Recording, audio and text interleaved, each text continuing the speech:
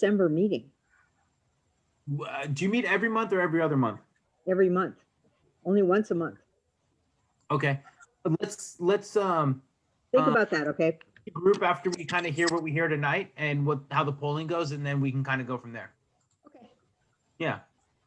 So Emily, I'm going to get started, okay? Okay, sounds good. All right. So thank you all for coming to our virtual community workshop on the Quarry Pump Track. Really appreciate you taking time out of your life to help us figure out the best design for this pump track. Next slide. I realize by this time you're all old hands at Zoom calls, but during the presentation, if you could put your mute on so that we don't hear any background noises, that's much easier for everybody when we have a lot of people participating. If you have a question during the meeting, you can raise your hand or type something in the chat room. Also, if you're having a technical difficulty, Emily from our office will be monitoring to sort of keep people alive. There'll be breaks throughout the presentation when we have times when people can ask questions though. But yeah, just mute because the dog's barking and all that in the background, sometimes it makes it hard for people to hear. Next slide. So I would like to introduce the team that's worked very hard on this project. Nicholas, you want to introduce yourself? Yeah, so my name is Nicholas Calderon. I'm the director of the San Mateo County Parks Department. And as many of you know, Quarry Park, the project location for the pump track is Quarry Park. So we will also be the entity responsible for construction and management of the facility. And I'm Linda Gates. I'm with Gates and Associates. We're landscape architects. We worked on the Quarry Park master plan, and now we're helping to facilitate the design and the community outreach for the pump track. Zach. My name is Zach Warnow, a landscape architect based out of Santa Cruz, California. And I'm a lifelong bike rider, skater, surfer, have a lot of very, very close friends in the PG neighborhood. So excited to be part of this co-site. Great. And then Barbara, if you want to introduce yourself. Barbara Dye. I'm the president of the board of the Granada Community Services District. I first got involved, four years ago maybe, as a member of our Parks Advisory Committee, then later. And from the earliest days I got involved, it was clear that we had a big group of community people who were supporting construction of the pump track, somewhere. Our board has voted that we were supportive of this idea, and we are getting close to the point where we said we were supportive to the point where we would provide some funding, and we will be having a meeting sometime in the near future where we will be voting on providing that funding. So I'm excited to see what you've come up with here tonight. Thanks. Thank you. So, and the unsung heroes of tonight, or I will sing about them now, is our community focus group. Rick, Chris, Iggy, Susanna, Paul, Tony, and Yayo that helped us come up with these alternatives. They've been working very interactively with Zach on them and are anxious to share with you some of the ideas that they've come up with. Next slide. So the purpose of our meeting tonight, as I said, is to share some design alternatives that the focus group came up with and get your review and comments on them. So we're going to do a brief sort of overview of how we got here, and then we'll review the alternatives and then sort of discuss the next steps. So with that said, also if you are not speaking, if you can turn on your mic, so that would, turn off your mic. So that means you'd have this little red box in the corner of your slide. As more people join, it starts to get cumulative noise. So if you can mute. The mute is buttons often in the lower left-hand side of your screen, and get this little red microphone with a cross through it. That would be fabulous.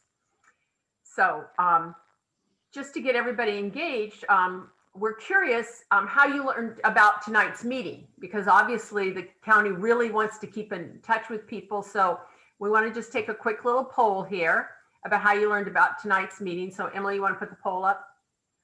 So just check. You can check more than one, but how did you learn about tonight's meeting? We're just going to run it for a couple seconds here. Just with your mouse or something, check how you figured it out.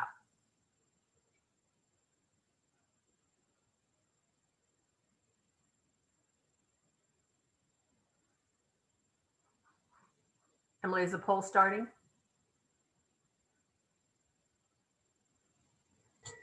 Yes, people are voting. Okay, good. I just can't see them voting right now. Got about 84%, Okay. 87. We'll go like 5 more seconds. Okay.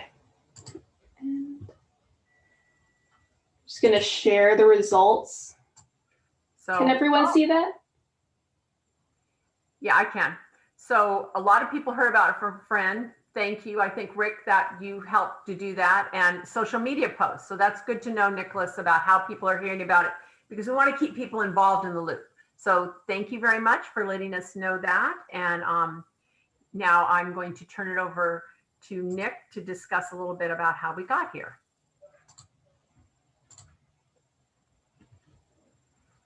And you're muted, Nick. All right, take two. So, so what is a pump track, right? And a pump track is a series of rollers and banks that can be ridden primarily by generating a pumping motion, but you know, you want to be able to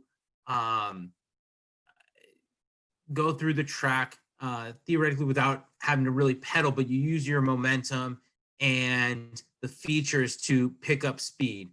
And what you'll see today is just that, is a series of alternatives where you can ride the features, the rollers and the banks to generate speed and to go through the track. One of the things we do want to be clear though is that a pump track is not a jump line, right? So while someone who is more skilled on a bike would be able to maneuver the track in a way that maybe a beginner isn't, we are not wanting to create a large jump line. We really want to make this a family-friendly feature. Next slide, please. So I'm just curious, how many of the people here tonight have ever ridden a pump track? You know, never, once or twice, your regular thing. So Emily, you want to put the poll up real quick?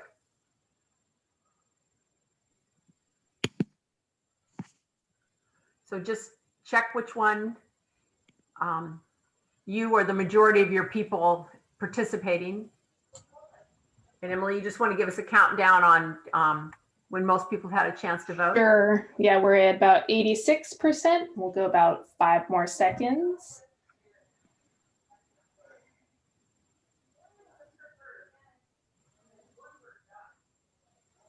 Okay.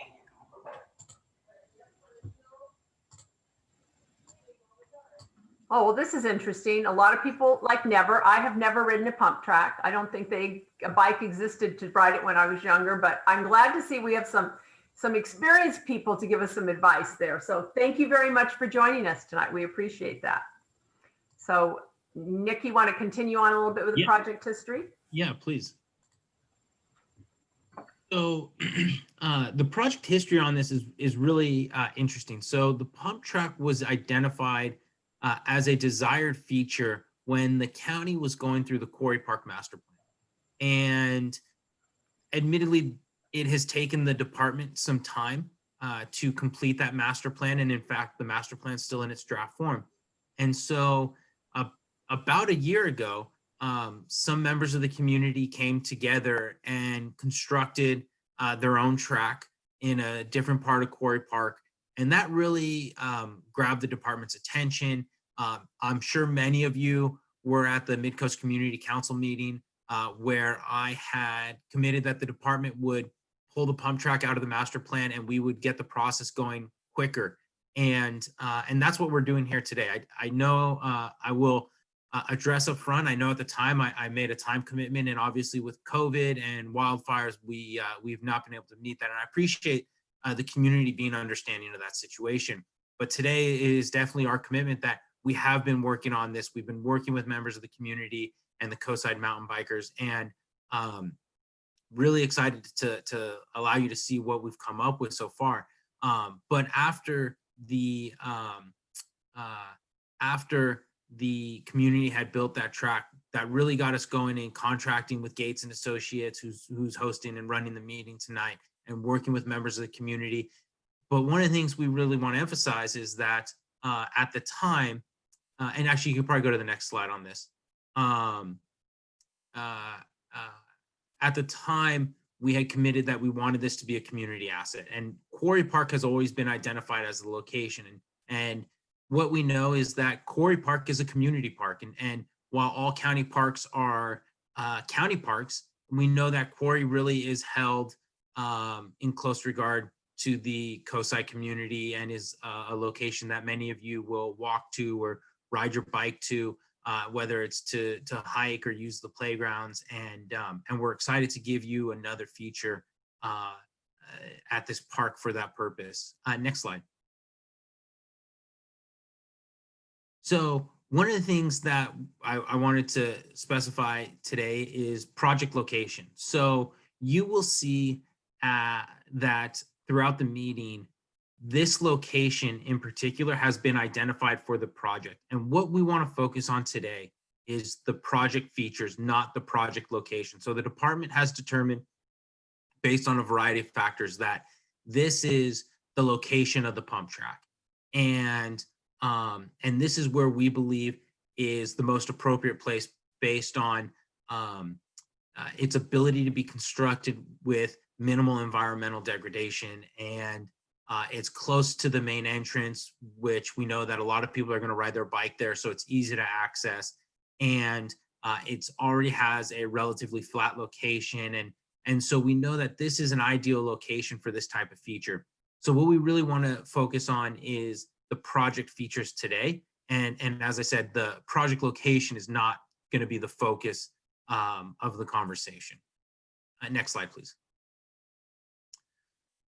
When we're going through the presentations and when you're thinking about what it is that you would like, how you would like to use this feature, and what type of experience you want, we really want to outline some criteria to kind of build as a framework for your mindset. And the first, and frankly, from my perspective, most important, is we really want a family-friendly space that is accessible to all ages. You can see it in the photo here, where you have individuals of all different age types and all different abilities riding the track together. And that's what we really want. We want something that brings the community together, that creates an environment where maybe more skilled riders can help beginner riders out and help them with their techniques and their riding styles. We really want to make sure that this is something that a parent and their child can enjoy, or an older sibling and their younger sibling can enjoy.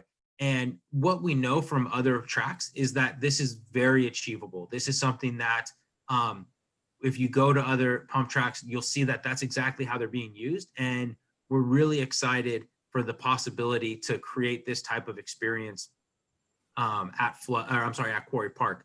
One of the things is that we plan on the pump track being built by mid-2021, and the track itself needs to be a dirt track and less than 1 acre, and that's for environmental regulatory reasons. And we really want to make sure that we're pulling that track away from some of those eucalyptus trees. Eucalyptus drop branches, they drop other debris, and we want to keep that off the track. And we also want to make sure that the riders are safe. And the last thing we want is a branch falling while the track's being used. We also want to make sure we're retaining stormwater on site. That's extremely important for this project. And that's really why we have Gates and Associates and this other, and the rest of this amazing project team, is to satisfy things like that. And once again, we really want to emphasize that this is going to be a pump track and not a jump line. But that's the mindset and the framework that we'd like to set up going into the rest of the meeting. Next slide. So I wonder, just because I can see a lot of people are signed up, 41 participants tonight, which is great. Well, we're just curious. In some cases, I see Neil, you're being joined by your significant other there, and I'm wondering if other people have people participating when their whole family. So just kind of share that so we can understand how many people are able to participate tonight. That'd be great. Okay, we've got 60%. We'll go about 10 more seconds.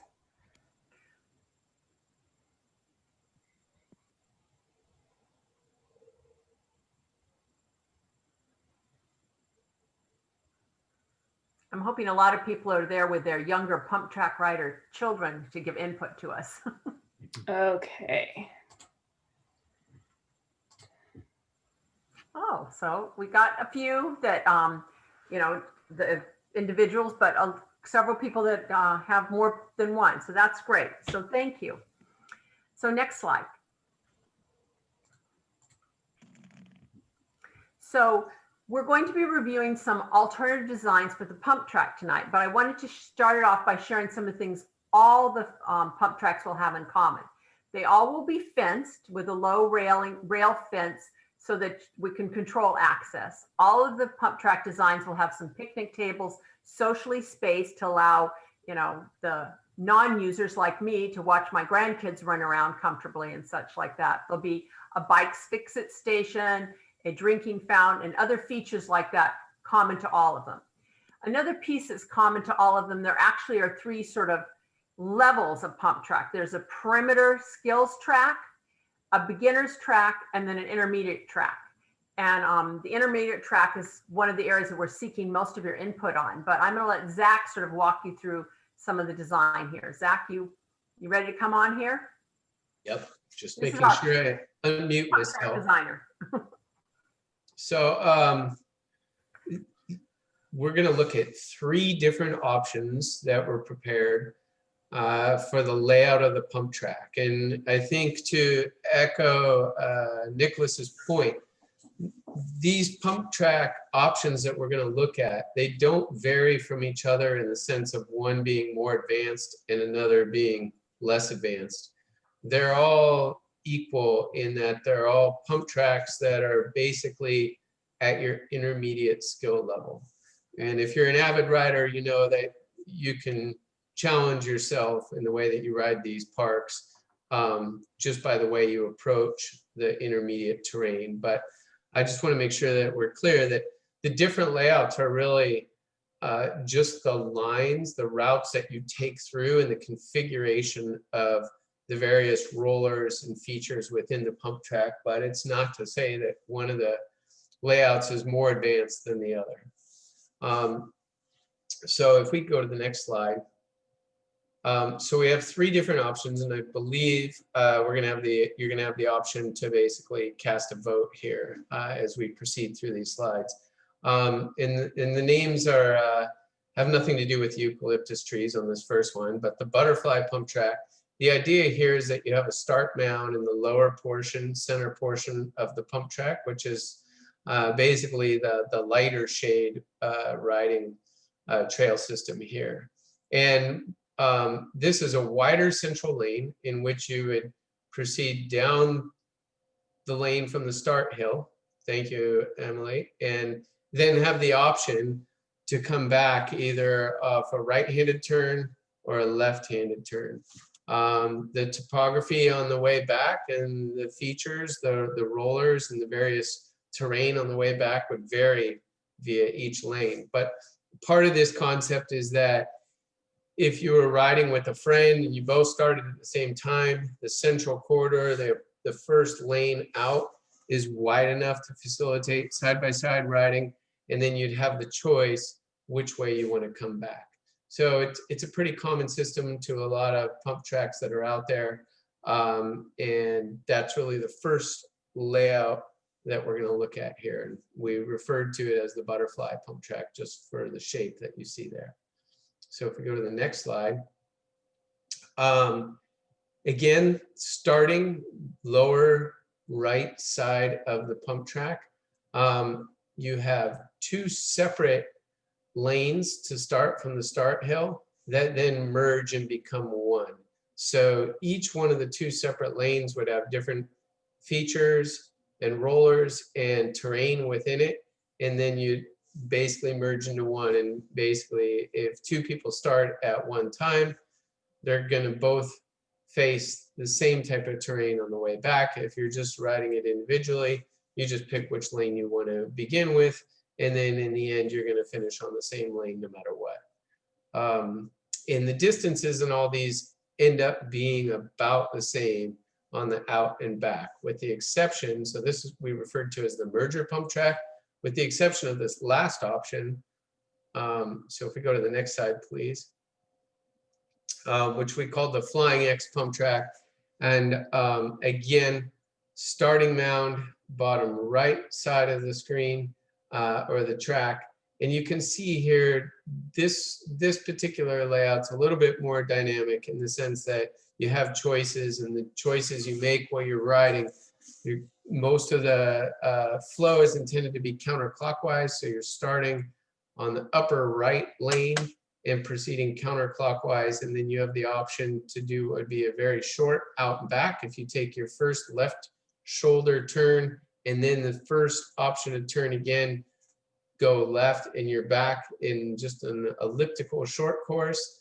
And then of course you could do that same first shoulder, left shoulder turn, and the outer turn for the next turn choice. And then the other option is the outer turn, basically continue straight off the start line.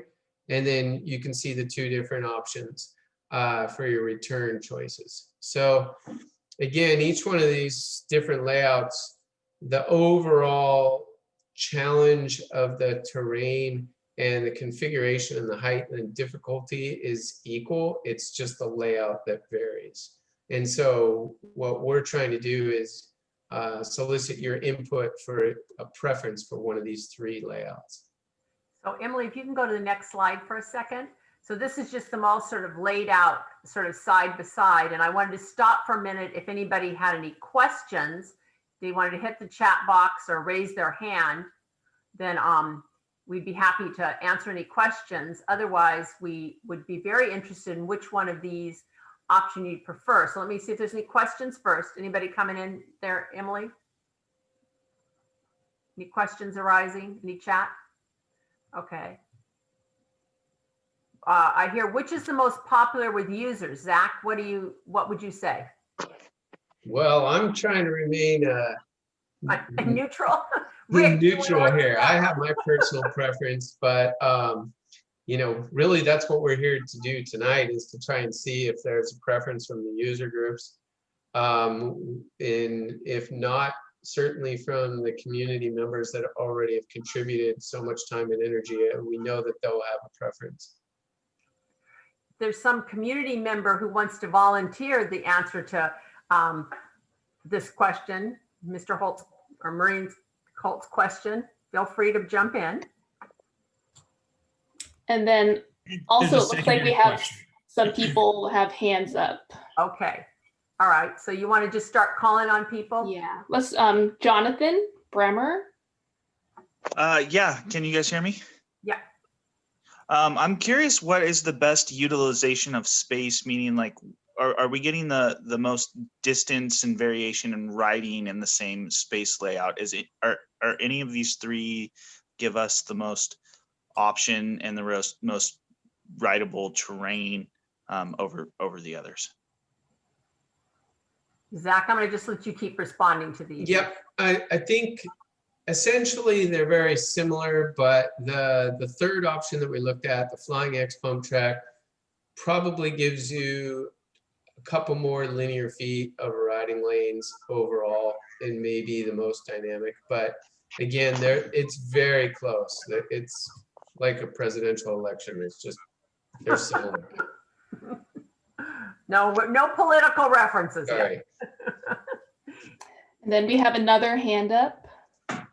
Aiden. Yeah, so I was just wondering if we could have like some more jumps on the pump track, because I feel like a lot of the more advanced people on bikes would prefer some jumps on this pump track. I can go ahead and take that. Aiden, thank you for the question. You know, I think from the county's perspective, I will be completely honest. This is actually our first pump track, and this is our first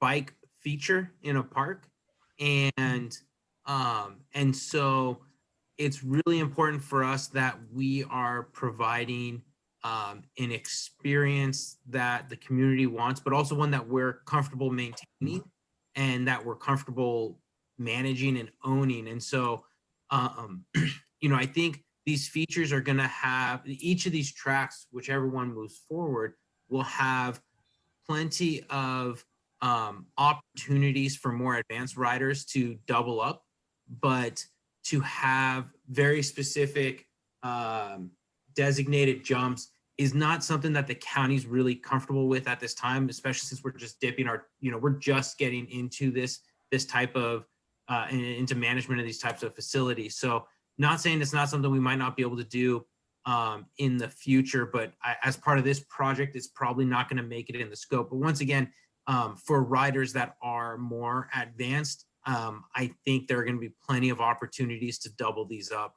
to have that type of experience. Emily, there's some more raised hands because I see some questions coming into the chat room too. Yeah, no other raised hands right now, so we can go to the chat questions. Okay, so I'm seeing here a question about which one gives you the most different ride-throughs, and also a question about if it's a dirt. Yes, and it is a dirt bike, a pump track. Correct. And I'll speak to that, Linda, that I think Flying X offers you the most variation. Simply in that you have choices, you know, the total different lines that you have is multiplied by the fact that there's a couple different forks in the trail, so to speak. Okay. So I'm not seeing more chats. Do you see any raised hands, Emily? Yeah, we have a raised hand from Andy Majewski. Hi, can you explain what the sort of like baseball diamond or the sort of pie wedge shape is at the sort of the start and the finish? I'm just trying to like visualize how that interacts with the start and the finish of each lap. Correct. It's actually just a raised area. The green space in the middle is not, it is actually part of the raised area as well. So that's just like a deck. So that's consistent to all three layouts. And that's up anywhere in the range from like 3.5 to 4 feet tall. So the idea with the start mount is that we want to safely be able to accommodate as many users as there might be on a peak use time. So let's say it's a busy weekend day in the summer, a Saturday, that as many people are on the start, which we refer to it as a start mount, but it's also, as we all know, the finish mount. So as people finish their lines through the course, they have to be able to stage and finish up there as well. So it's designed to have a surplus of space so that it can safely accommodate all the people. Thanks, that makes sense. Okay, and then we have Gregory, raised hand. Hello. Yeah, a question about, I guess it's kind of following up on the question about jumps. I know you have the 3 different levels of tracks, and you know you're going to have series of double rollers, and I'm kind of curious if there's a way, at least on the larger kind of perimeter track, can those rollers vary in size so you could, you know, practice clearing the double rollers as a jump, or just practice doubles in a sense? Yeah, Zach, do you want to take that? Yeah. Follow up? Sure. So the perimeter skills trail does include a series of rollers and what we're referring to as like a rhythm section. And I think exactly what you're describing could be achieved by almost any rider in that area. So, you know, the idea with the double is that basically they're rollers. There's not a gap, it's not a jump, but if you have the skills, you can actually transfer between the 2 rollers. So that could be accomplished through the skills trail. I like Okay. Zach's answer. I'm just going to leave it at that if you're okay with that. That was perfect. Any other hand raised? No other hands at this So time. Cynthia Cook had a question that you may want to handle, Nicholas, about, Yeah. I don't know if you can see it. Yeah, so the department's going to be responsible for maintaining it, and we are having conversations with local groups. We've been talking with the Coastside Mountain Bikers, but we are at the end of the day going to be responsible for maintaining it. And so, as part of this, what you will see is adjacent to the track. Eventually, you'll see probably a shed with some tools, and you'll see some extra dirt so that we can go in and do regular repairs. And there are certain repair intervals that you're going to have to, or that we are going to have to follow.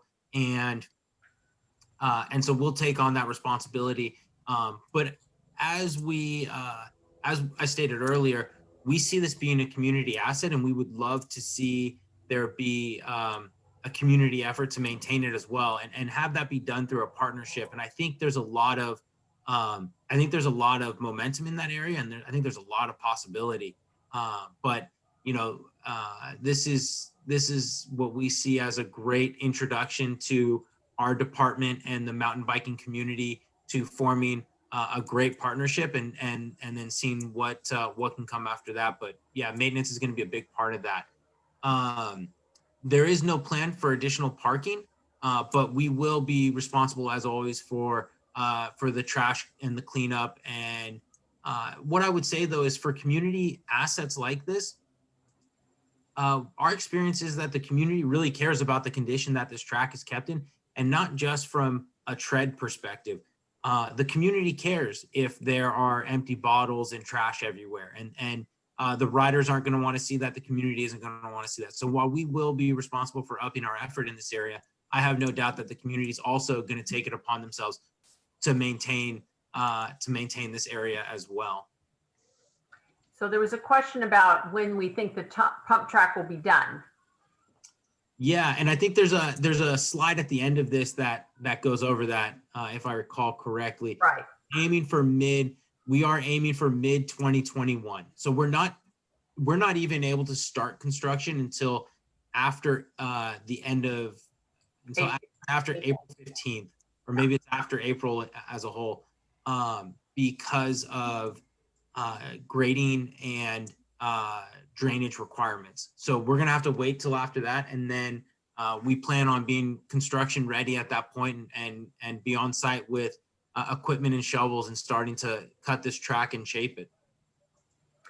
Zach, there was a question about whether the track would be irrigated, sprinklers to keep the dirt down. I know that we're going to put some hose bibs in. What are you thinking about along those lines?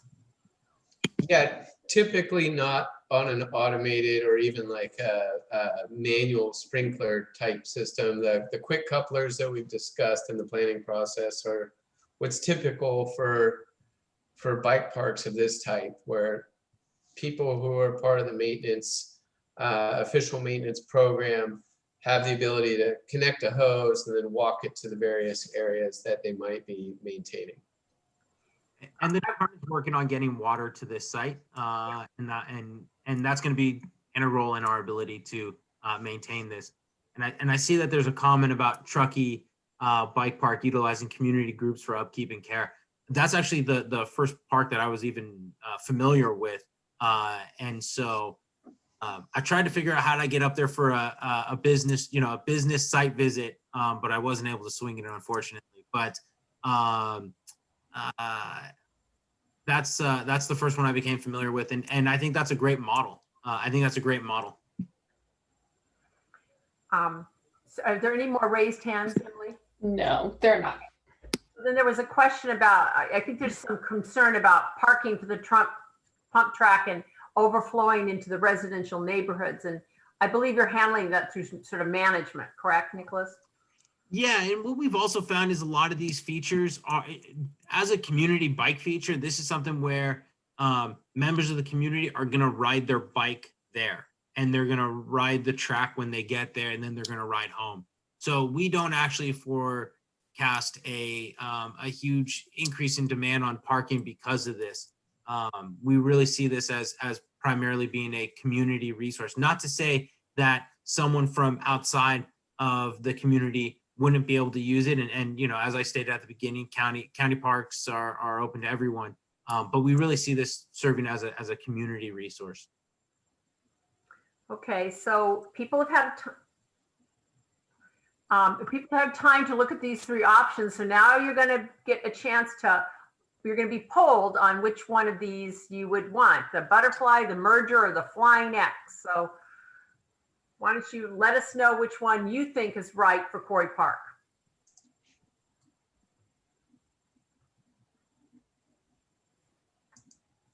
Okay, we'll go about 15 more seconds.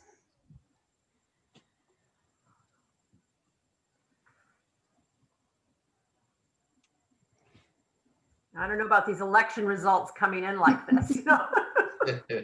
Anybody asking for recounts? Okay, Let's come back. we're gonna have about 70%.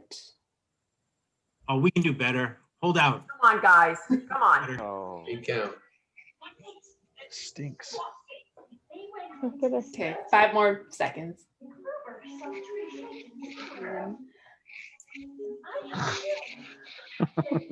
I want to do this. Green beans? Louis, you may want to turn your mute on. There, thanks. Sorry. That's okay. I like hearing the kids, but Okay, we're going to. so we're all waiting with bated breath. Is it red or blue? Oh my goodness, it's red. Jeez. The flying X. So I got to tell you, I have, in all the years of doing this, I have projects I have never seen that before. It just it's your community bike focus group really knew what the community wanted. That's why they knew what they wanted and they delivered. So that's super great. But we still have a few more questions to ask you guys about. So Yeah, don't log off. You're not done. Oh, you're not done? No. I said don't log off. We still have okay. No, we're not done. We're not done. Now that you're doing so well. So the next slide. So I think you also noticed we have this perimeter skills track.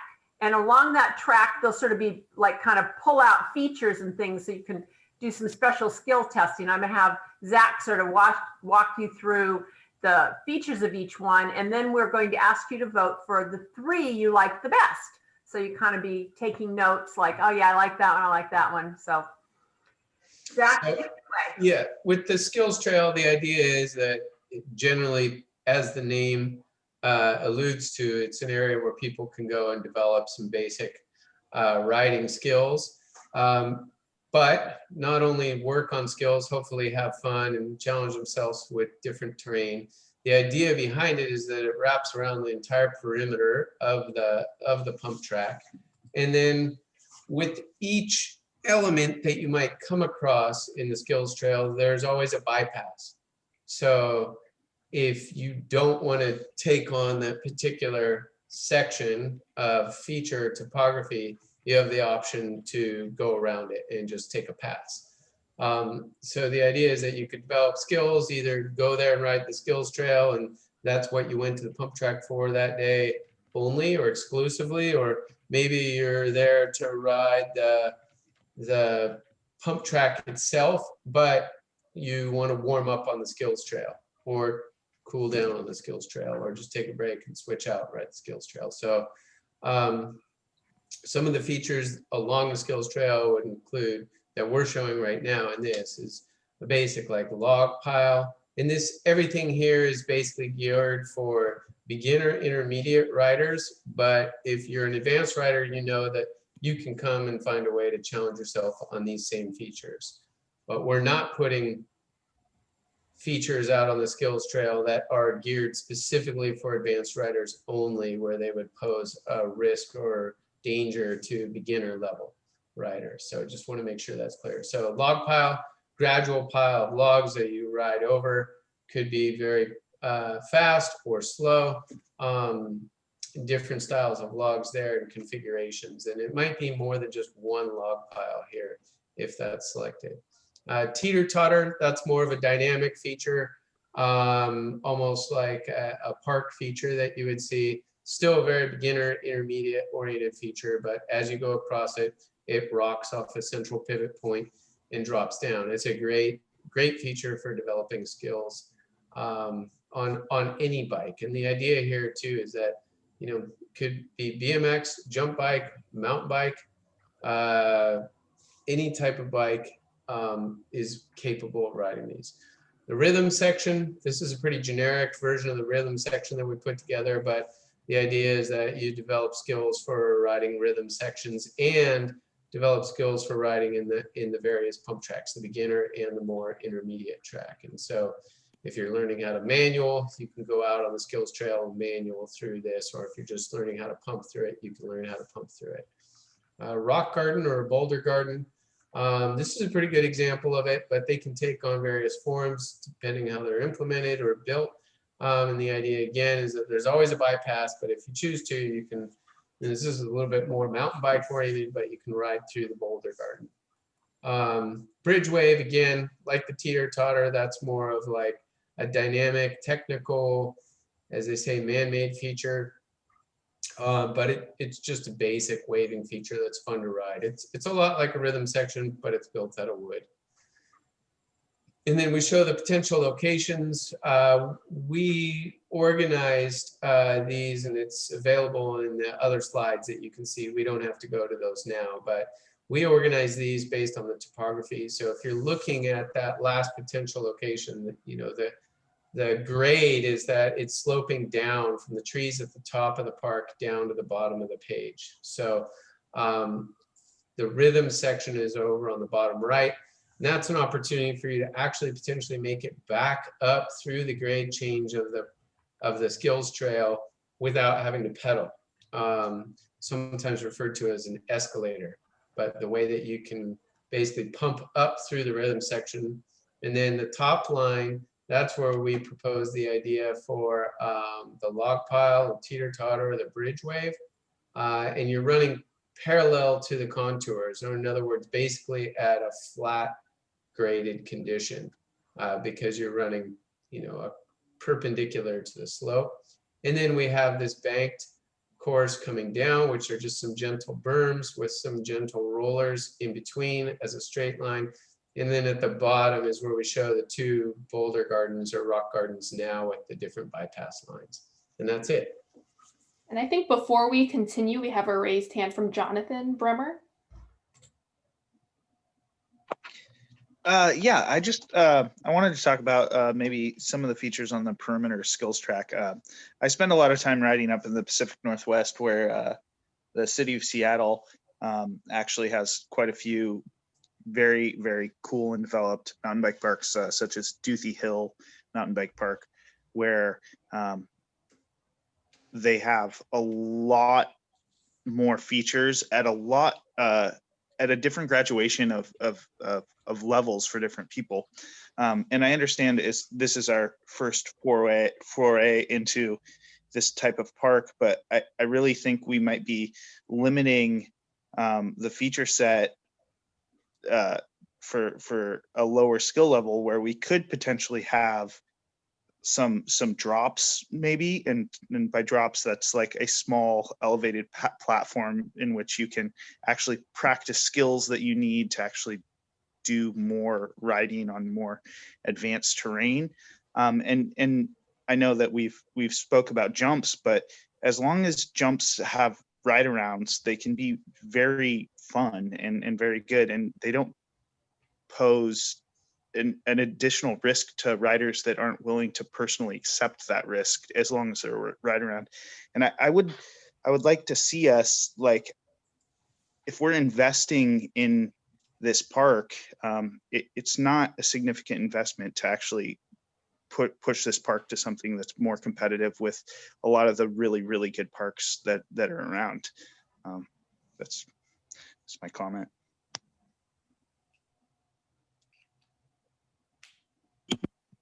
Do we have any other raised hands? No, we don't.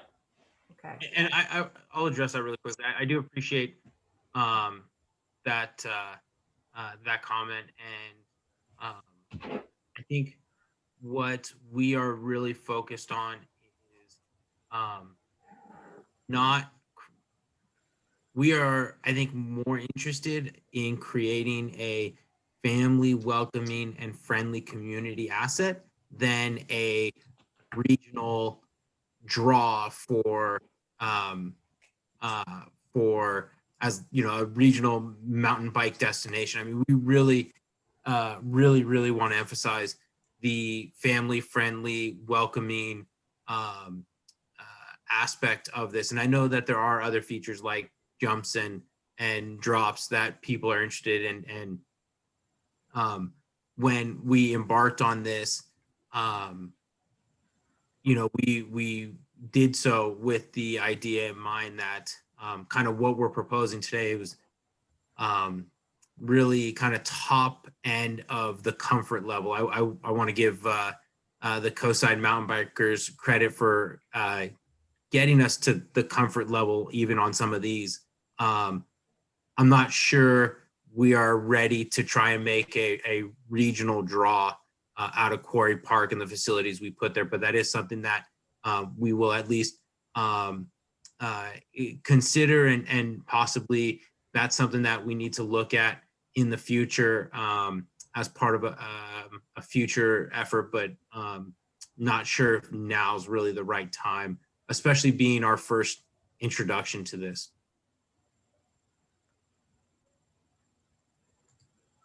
So I see some just comments occurring in the chat box. Any other questions coming up, Emily?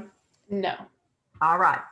So we would love, yeah, I understand that there may be a desire for higher challenge, but we would love to, based on the options that Zach has come up with, which ones you would rank highest. And if you don't see 3 you want, you can just vote for 1 or 2. But there's a poll and you can pick as many as you want. Well, not more than 3, but you can also just pick 1 or 2. And I realize that we should add none of the above, so we'll add that to the online survey.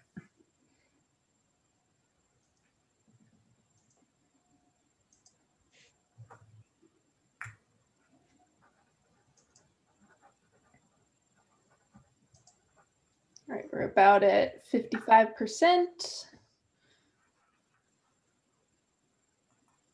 We'll go for about 10 more seconds.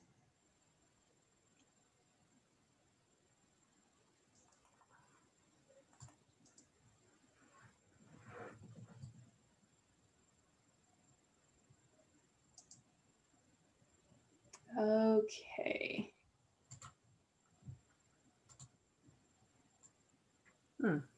Interesting. So a couple of them are clearly preferred options and a couple of them sort of tied.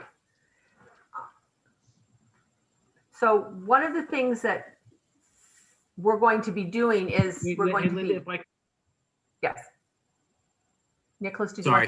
want Yeah, you know, one of the things to also emphasize is, given that this is a dirt track, this is something that can be, we would be able to, and the perimeter trail as well. There are things that we can add and adjust over time. So whatever we end up with, we can see how that works. And if there's a feature that's not working, then we can replace that with something that is more desirable. Those are things that we are as a department willing to explore and investigate. So if you want to close this poll for a second, we're going to be wrapping up the presentation, just a couple other things. So next slide. So I just wanted to let people know that it will be a fenced. As I said, there'll be a bike fix station. There'll be some wooden picnic tables there. So there's other amenities that will be developed to make it comfortable for both pump track users and pump track spectators to enjoy the park. Next slide. And so as I said, we're going to be putting this meeting online at the county website and also a survey. So if people were unable to join, and I think, Rick, there were some people, there might've been a school or PTA meeting or some other meetings that conflicted with it. They can go online and vote for their preferred options and listen to the discussion from tonight. People I think was a good idea. We should have none of the above, so that at least they have the option for none of the above. So based on the results of the survey, and we will be sort of finalizing the concept, a presentation to you, your group, Barbara, presentation to the Board of Supervisors, and we'll enter the construction drawing. So we're hoping to get that going before the first of the year so that we can, you know, do the drawings, get the bid and permits, and be beginning construction as soon as we're able to in April. So that concludes our presentation. And anybody have any questions, or I'll go back to the chat room and see if there's anything that came up in there that we can. Yes. Oh, yes. Emily, can you add that link into the chat box for people? Sure thing. Right. And it's also going to be available on the county website, so you can go there. And, you know, we'll put that up tomorrow. And yes. Okay, we have a raised hand from David Pringle. Okay. Just a question. Have you guys thought about like the infrastructure you're putting in with the water lines and other things like the fence? If this is something that works out really well and is possibly desired by the community at a later date, have you guys thought about like if it gets expanded or you add features that are more intermediate or a little higher skill level, would have you guys planned for doing things in the future? I know that it's a dirt track and you guys had mentioned that it could be changed, but just as like an expansion or adding more skilled features in the future, have you guys planned for that? That's all. Yeah, I I think we're trying to kind of put everything into this to get this going and see what we get. I'm not interested in closing the door on anything. We need to look at how this works out. I will tell you right now, the Coastside Mountain Bikers have been an awesome partner, and I've been really impressed with their desire, and not just their desire to help, but their strong ability to follow through on it. And I think as long as the community and the mountain bike community is able and willing and able to follow through on that and be a partner and a really active, strong partner, I think the possibilities are open. And it's something that if there's a need there, I say, you know, let's explore it and see what makes the most sense, especially as long as we have such great partners. I just think right now we want to, you know, this is a pretty big endeavor. And so we definitely want to put a lot of our focus and effort in here.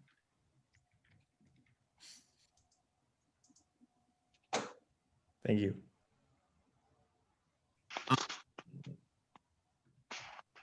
And there any other, a lot of great comments coming through in the chat room. I'm not seeing anything that are questions that need to be responded to right there. We have a raised hand from Jonathan. Excellent. So I expect this to go really well and really easy. And I think a lot of people would like it. I think Quarry Park is an amazing resource that a lot of the community uses a lot. And I'm curious to know if there's any possibility that in the future that we could dedicate and allocate some more of the park in the future to some dedicated mountain bike trails with mountain bike features, such as other parks in other communities. I mean, in this time of COVID, I think it's getting a lot more people outdoors, and this is something that people really enjoy to do, and it could be a really amazing community resource. And I just want to make sure that we utilize these resources as best we can as a community, and I think this is one of those ways that we could absolutely do that. So I'd just like to plant that seed in people's minds, and I would really love if we could have something that is comparable to things that other communities have invested in and understand how to do.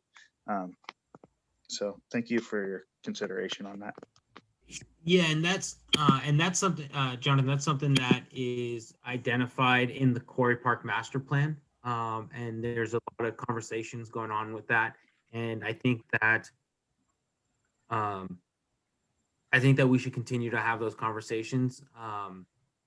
And a lot of it comes down to resources. So I think we need to talk about what type of resources are able to be brought to the table as a partnership, and what does that mean for the future of that park. But a lot of this is laid out in the master plan, and we've spent a lot of time working on that, years, and we will bring that to the public hopefully by the end of this year, and in a draft form, and that will kind of set out a lot of the recommendations for how that park is to be used going forward. I have a hand from Fran Pollard.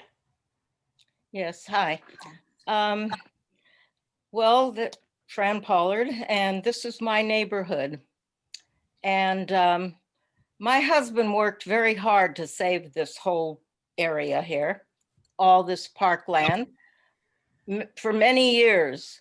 And this is a quiet place. So this is not the kind of spot that I ever dreamed we'd have something like a pump track. I'm not against the pump track somewhere in the area, but I don't think this is the right. I know you don't want to talk about where you've decided that's where it should go, but I want to know why you never consulted the neighbors. How come everybody is included in this planning and the process, but the neighbors were left out, who are going to be the most affected by this? This is a quiet, peaceful area. We don't have, that was the one draw that why we came here. We're not up front with the great ocean views. We're back here where it was peaceful and quiet. We did create the little community park, and we're happy with that, but now it's just getting out of control. There is so much traffic already. There's going to be, it's just accident waiting to happen. Of course, just a couple of weeks ago, a guy went through the tot lot fence with his car. So it's just a good thing there wasn't a little tot playing right there where they're always playing around that tree. So lucky nobody got hurt, but there is so much traffic with people walking in, mothers with strollers, dog walkers, mountain bikers, you name it. They're all coming here in this one little area. And I'm really disappointed that you said you're not considering more parking. You know, when the county plans a build, or somebody wants to build a building, you demand so many parking spaces for the size of the building. And you have here almost 600 acres of land, and you haven't provided one extra parking space. And I don't think that's fair. And people come already with their bikes, with cars and trucks. They don't all ride in, it's just the kids ride in. But the men come in with cars and trucks, and you're not going to provide any extra parking.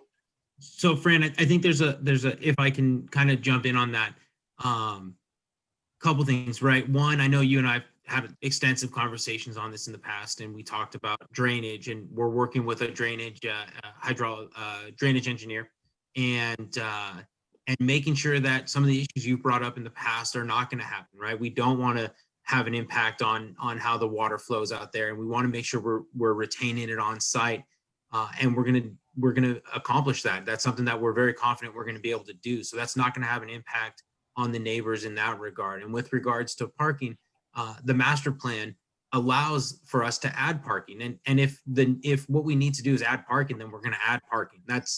We don't see, but if that ends up being a need, we absolutely will do it. And I think there is opportunity for us to park. And then thirdly, that location was picked, during the master plan process. That area was identified as a prime site for a feature like this, and that's what we're doing. We engaged with the community, and We were told that that's a great location for some of these types of amenities. And that really is the most responsible place for us to put a feature like this. It allows us to have easy ingress and egress for users, for staff. God forbid if we need to have emergency response, it's easy ingress and egress for them. So it's really the most appropriate place for a site like this. But we will continue to work with the neighbors and, more importantly, I think the broader community to make sure that we're addressing any issues that come up. We're not going to ignore those. We're going to make sure that we're addressing them. But you know, this is a county park. This is a community park, and as such, this belongs to the community, and this belongs to the residents of the county, and is open for their use. Well, I appreciate that you said you want to keep it for family use and mostly for the community. However, nothing's since, like you said, it's a county park. So I know that the whole world is invited here if they want. There's a little, well, the whole Bay Area, and I see Rick is here. I heard him say at one of the local meetings that he's got 150 to 180 bikers in his club, and he can invite them anytime. They'll all come out. I can just see a madhouse up here with that doesn't already exist. I mean, there's plenty, and you know, on good days, this place is surrounded. Lots of traffic, lots of cars. I'm surrounded with, all the neighbors are surrounded with cars and trucks parked all in our neighborhood and in front of all our homes, all around, up and down the streets. That's already exists. So don't tell me that there's not going to be anybody, it's going to be small community and nobody else is going to be coming. Fran, why don't we, if you're interested, I'd be more than happy to meet with you on site, and we can talk about possible future parking opportunities. And we can, when we roll out the draft master plan, we can have the conversation about how to prioritize things like improving parking opportunities there. I'd like that very much. I think it probably Hey, can you hear me, Barb? And Nick, can you guys hear me? Susanna here. Yes. Hi, Susanna. Oh, great. Hey, great. I couldn't join my video, so sorry. But I just wanted to say I'm a neighbor right adjacent to Quarry Park. I know Matt. I don't know if he's on the line. He's right there at the corner. I'm thrilled this is coming in. I mean, I recognize in most communities around the United States, and we're not, immune to it in our area, there's a real problem with obesity, drug use, other things, and kids and families need something to do. And I am thrilled, and I'm happy for people to park all up and down my street. It's a tax-paid street. It's a taxpayer-paid park, and I think it's a great thing to add to the community. And the more we can get to get families out, I'm thrilled. And I love every one of the designs. I'm just happy we're going to have something there so my grandkids can be there playing all the time. So I just wanted to add that. Thanks. I don't think your area is not where people park. Yeah, yes, they do. We're at a trailhead and you drop right down into the park. Yes, we are there, and people park there all the time. Totally fine with it. So Fran, why don't you and I coordinate offline, and I'll come on out, and we will stay 6 feet apart. We'll both wear our masks, and we'll talk about parking. And you and I've had kind of a similar conversation all along, and I strongly believe that county parks belong to all county residents. But I do know that Quarry has a special place in that community and for that community and their residents. And so, that's why we're so focused on making a family-friendly community asset and not a big regional draw. We really want to give that community something to do. And I know that it's hard to be mobile on the weekend, especially with all the traffic there. And so what better thing to do on a weekend than ride your bike to the park and have fun on that track? As a kid, I would have loved that, and look forward to offering that as an opportunity for this community and its kids and its families. So, but Fran, you and I can work offline. Great, thank you. So And then Barbara also had her hand up. Barbara Dye. Yeah. Sorry. I wanted to speak to, sorry, that's our dog, doesn't like it when there's noises. GCSD has expressed serious support for this, and I think continues to be there, as am I. But tonight was supposed to be a discussion of the design, and I do think it would be appropriate to talk about impacts on the community and potential ways to mitigate them, because I think that's important too for our community. This last discussion with Fran was helpful. I think knowing more about the parking, I mean, we were told that wasn't to be discussed tonight. GCSD will be having a public meeting where we hopefully approve the funding for this project. But I also think that GCSD is very aware that this does impact some people in our community, the people around the park most heavily, and that we want to make sure that options to reduce those impacts are really considered. And so I understand that you're going to talk to Fran offline, but I wonder if is our meeting the place that we talk about those issues, or how do those issues really get addressed? I don't think they reach the point where they will impact the approval of the process of the project.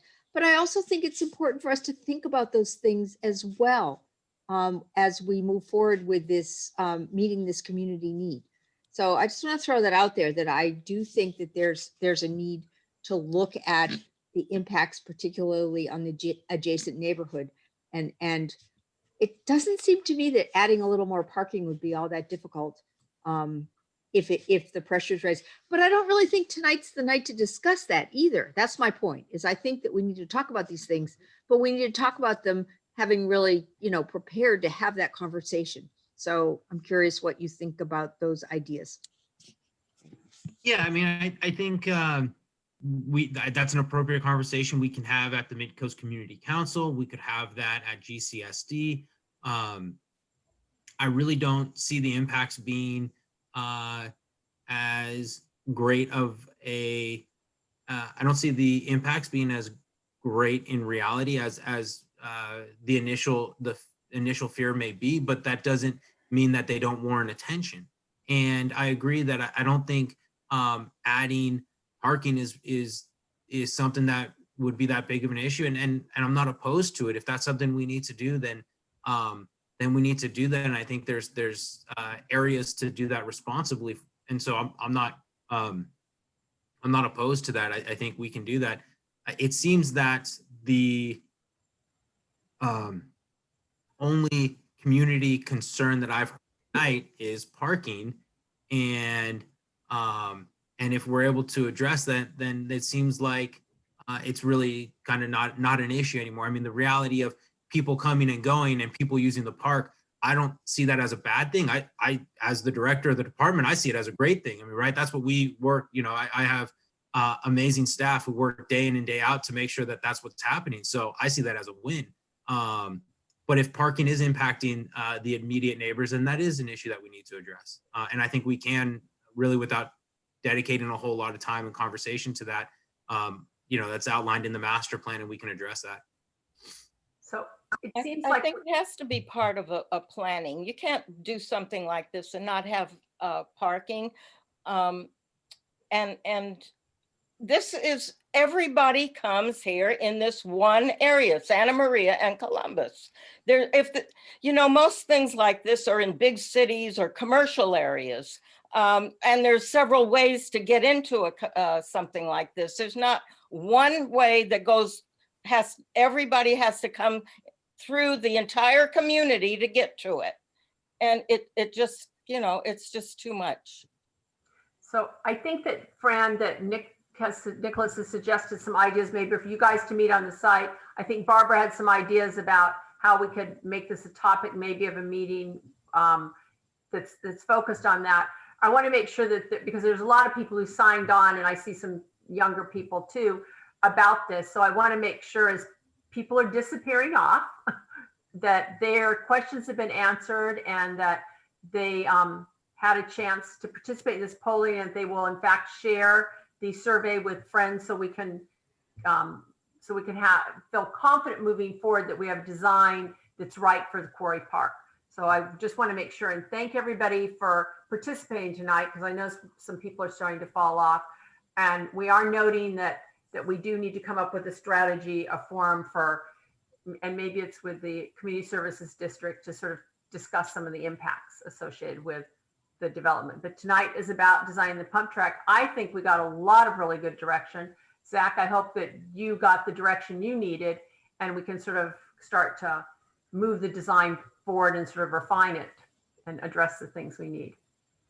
Then Rick Rick raised his hand. Yeah, good evening, everyone. Some of you may know me, may not. I'm Rick Barker. I work with the community group Coastside Mountain Bikers, who's been working in conjunction with this project for some time now. Thank you for all the accolades and kudos, Nick and Linda.